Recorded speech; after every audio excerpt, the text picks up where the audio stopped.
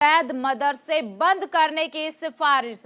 SIT ने बताया मदरसों को खाड़ी कनेक्शन। और देखिए, आय के स्रोत के बारे में जब जानकारी ली गई तो आय का स्रोत नहीं बता सके मदरसों पर विदेशी फंडिंग का शक। नेपाल की सीमा से सटे जिलों में ऐसे मदरसे, कई मदरसों को बंद करने की सिफारिश। ऐसे मदरसों की संख्या 500 से ज्यादा बताई जा रही है। तो देखिए, उत्तर प्रदेश से ये बड़ी खबर इस वक्त की आपको बता रहे हैं, जहां पर 13,000 अवैध मदरसों को बंद करने की सिफारिश की गई है। एसआईटी जांच में कई बड़े खुलासे हुए हैं। साथ ही जब जांच के दौरान आय के स्रोत को पता करने की कोशिश की गई तो मदरसों की तरफ से वो स्रोत भी नहीं बताया गया, जिसके बाद विदेशी फंडिंग का शक है।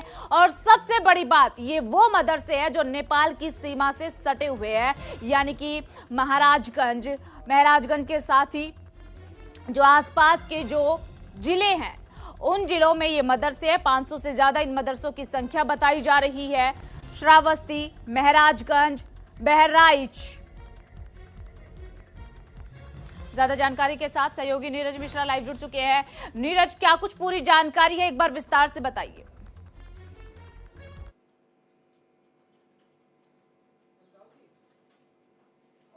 बनाई थी और साइटी जांच में ये सामने आया कि उत्तर प्रदेश में करीब 13,000 ऐसे मदरसे हैं जो अवैध रूप से संचालित हो रहे हैं। अवैध रूप से मतलब इनकी ना तो फंडिंग कहाँ से आ रही है पता, ना तो वहाँ सहूलियतें हैं। इसके अलावा वहाँ बच्चों के शारीरिक शोषण की भी शिकायतें आई। तो ऐसे तमाम मदरसों को, करीब 13,000 ऐसे मदरसे चिन्हित किए गए जिनके आय और व्यय का कोई स्रोत पता नहीं चल सका। ये सारी बातें एसआईटी की जांच में आई है।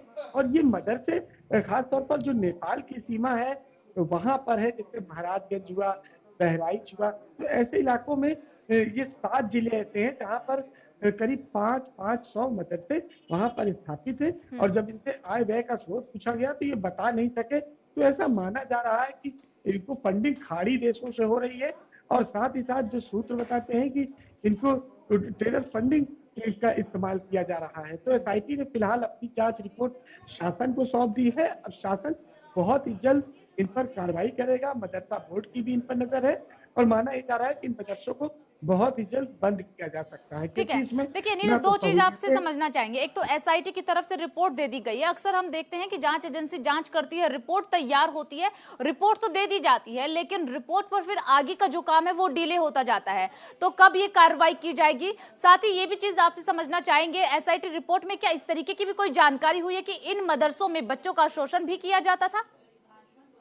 जी बिल्कुल, एसआईटी रिपोर्ट में तमाम ऐसी चीजें सामने आई हैं कि यहाँ पर एक तो आय व्यय का कोई स्रोत नहीं बता पाया। और इसके अलावा जो बच्चे हैं उनमें पढ़ाई का कोई स्तर नहीं था, किस तरह से पढ़ाई हो रही है, कोई संसाधन नहीं था।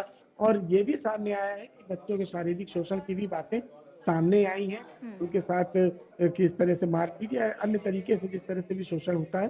तो ऐसी तमाम चीजें जांच में सामने आई हैं। तो पूरी रिपोर्ट एसआईटी ने फिलहाल शासन को सौंप दी है। अब मदरसा बोर्ड इन पे कार्रवाई करने की बात करेगा। ठीक है। अब देखिए, कार्रवाई करने की बात कही जा रही है, लेकिन कार्रवाई कब होगी ये सबसे बड़ा सवाल है। बहुत बहुत शुक्रिया नीरज, आपका तमाम जानकारी साझा करने के लिए। यहाँ रुकेंगे एक छोटे से ब्रेक के लिए, फौरन हाजिर होंगे।